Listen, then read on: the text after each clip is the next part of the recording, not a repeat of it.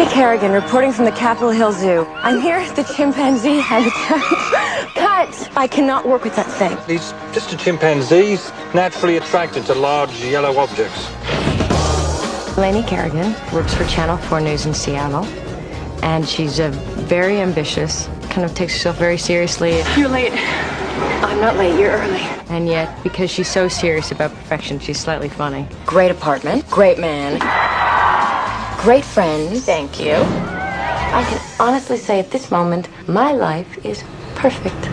Pete Scanlon, he's the cameraman to Lainey. I'm a TV personality. My hair is my trademark. Just like the I don't like to shower look is your trademark. We're there to do a story about some sort of local street prophet, I guess. He's sort of a homeless guy who sort of just spits out whatever comes into his head, and a lot of the times he's right.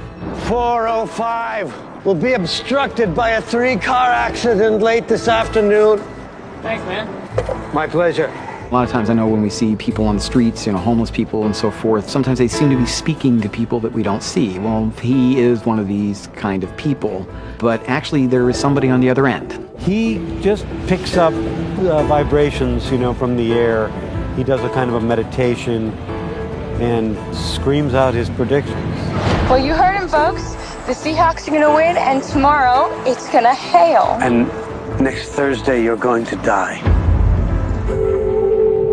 At first, she thinks that my character has put this homeless man, Prophet Jack, up to the stunt. I find out you were up to this, and I will never speak to you as long as I live. Yeah, and that would be, what, about a week or so? Tonight, Seahawks over the Broncos. By 6, take the points. But then as some of the other predictions he made that day, such as a hailstorm and some other things, start to come true, she then believes that, maybe I do just have a week to live. I'm gonna die. As those events come to pass, she begins to become convinced that she is in fact going to die, and that causes her to deal with all of the issues in her life in a very funny way. I met a homeless guy and he had a vision. Yeah, like ESPN? No, he had ESP.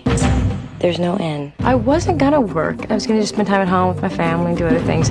And then a few weeks later, I got a call and they said, there's a script out there that's exactly about all the reasons you don't want to work and focus on family.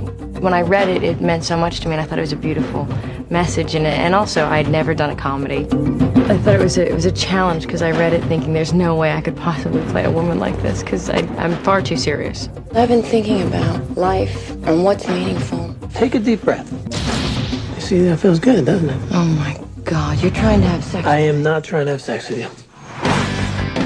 It's about what we think is important in our lives, and a lot of times it's very superficial, and then what we find by the end of the movie is what's really important is relationships. It's about somebody who's focused on perfection and success, and she realizes what's important. It sort of takes a look at someone who, when they realize they have a week left to live, what are the choices you've made in the past? What are you going to do with that last week?